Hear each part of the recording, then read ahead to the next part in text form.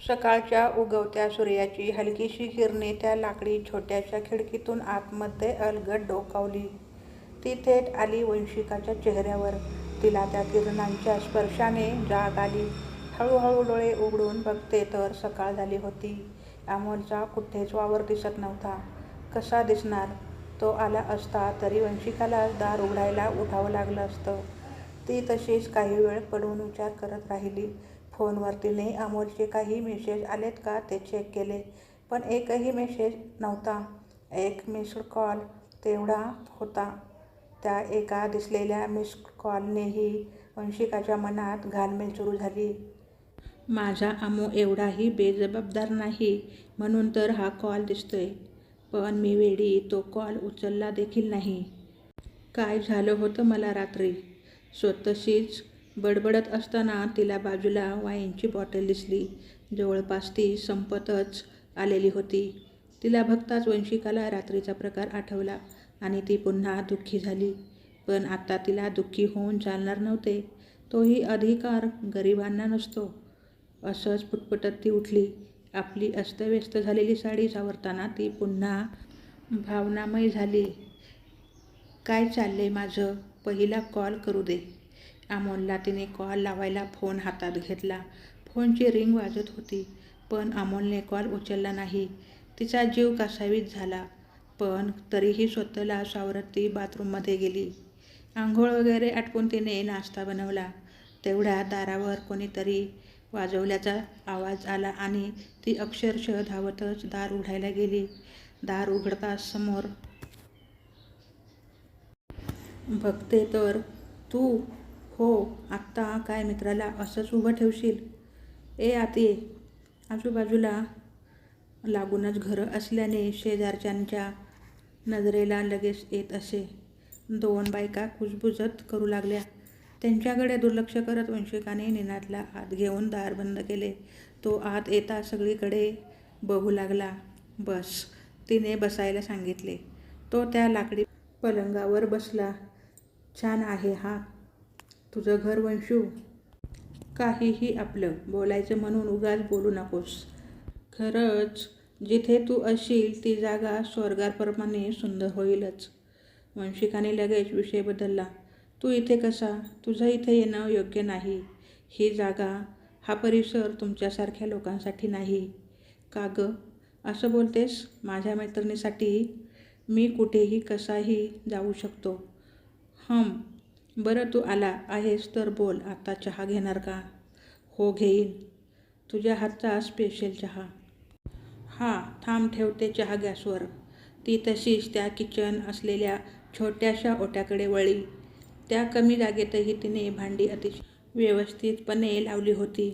निनाद ते सगळं निरखत होता. साडीचा पदर कमरेला खोचून तिची चाललेली लगबग त्याला अस्वस्थ करत होती. तेव्हाची वंशिका आणि आत्ताची किती फरक पडला आहे. प्रेमामुळे माणसात किती बदल घडून येतात. निनाद त्याच्या विचारांमधून बाहेर पडला आणि वंशिकाजवळ बोलू लागला. बरं वंशू, अमोल कुठे गं? त्यालाही भेटलो असतो. आलोच आहे तर. त्यावेळी अचानक वंशूला चटका लागला. वंशिकाच्या तोंडातून आऊच असा शब्द बाहेर पडला. त्याचबरोबर निनाद तिच्या जवळ आला आणि तिचा हात हातात घेतला. तिने त्याचा हात बाजूला केला. तो बरोबर तिच्या समोर होता. डोळ्यात डोळे मिसळतील अशाच काहीशा अवस्थेत तो. तुला कुठे भेटला तर सांग त्याला. ही वंशू याची बायको, त्याची प्रेयसी वेड्यासारखी वाट बघते. तिच्या डोळ्यात निनादला अतोनात दुःख दिसले. तो काहीच न बोलता पुन्हा पलंगावर जाऊन बसला. त्याने त्या दोघांची लग्नानंतर काढलेली फोटो फ्रेम हातात घेतली. कितीतरी वेळ दोघांना एकमेकांसोबत खुश असताना बघत होता. मग आता का असं? आपली वंशू एकटी पडली. अमोल असा का वागतोय? आपल्याला या दोघांसाठी काहीतरी करावंच लागेल. आताही बहुतेक तिला वाटलं असावं की अमोल दारावर आहे म्हणून बिचारी घाईमध्ये दार उघडायला आली. तिच्या डोळ्यातही वेदना दिसत आहेत. स्वतःच्या मनाशी बोलत असताना त्याला पलंगाच्या बाजूला एक वाईनची जवळपास संपत आलेली बॉटल दिसली. त्याची नजर वंशिकावर स्थिर झाली. तू वाईनची बॉटल जवळपास संपवलीस आहेस वंशू. तुझ्या प्रकृतीसाठी हे ठीक नाही ग. तिचीही नजर तिकडे गेली. तिने त्याच्या हातात चहाचा कप ठेवला आणि ती वाईनची बॉटल उचलून ओट्याच्या एका कोपऱ्यात ठेवली. तू चहा घे लवकर, मला ऑफिसला जायचंय. आज तसा उशीरच झाला. तिने विषय बदलला. मी सोडतो तुला. कार आणली मी. अरे निनाद, काय वेडा आहेस का तू? या एरियात कार का आणलीस तू? इथली मुलं आता वाट लावतील तुझ्या कारची. आणि तसंही मी तुझ्यासोबत येऊ शकत नाही. बरं दिसणार नाही ते. काय म्हणतील लोक? माझं वर्तमान फार वेगळं आहे निनाद, समजून घे. अरे हो बाबा, ठीक आहे. तू इतका विचार करू नकोस. आणि तुझ्या कारला काही झालं तर मी ठीक करून घेईन ग. पण तू स्वतःला सावर. मी नेहमीच आहे तुझ्यासोबत.